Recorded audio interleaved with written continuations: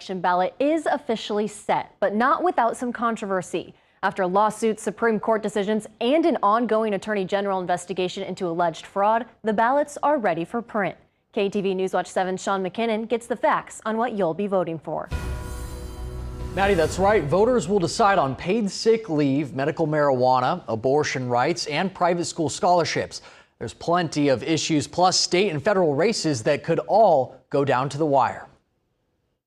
This general election, Creighton Poli-Sci professor Richard Whitmer is expecting a high turnout, 65 to 70%, where several Nebraska contests could be decided by narrow margins. Looks like it's going to be a close race between Bacon and Vargas. Even the Senate race might be closer than we've seen in a while. And will Omaha's so-called blue dot go for Vice President Harris or former President Trump? Too close to call. But there's 5 ballot initiatives and 1 referendum Nebraska voters will have a direct say in. Every vote could be a deciding factor. One would require employers to offer paid sick leave to their employees. For businesses with less than 20 workers, employees can earn up to 5 paid sick days a year. For ones with more than 20 workers, employees can earn up to 7 paid sick days. 2 different abortion rights initiatives are on the ballot. The one with the most yes votes will be enshrined into the state constitution.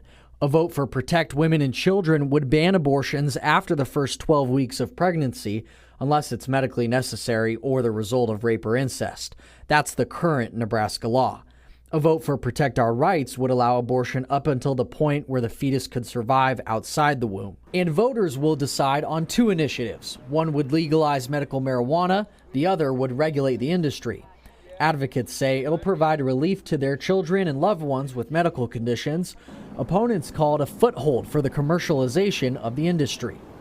And Nebraskans will make a choice on whether $10 million of state money can go to private school scholarships. And we're just here to make sure that they have the financial resources to get to a school that's best for them, because a kid's K through 12 opportunity needs to be the best opportunity they have so that they can thrive as a human beings. When there's been other things in the past, like sharing textbooks and pieces like that, those resources were open to all kids, public and private.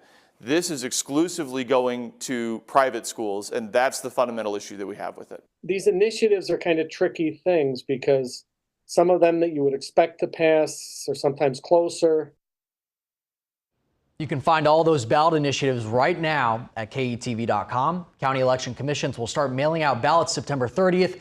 Early in-person voting begins 30 days before Election Day. Maddie, back to you.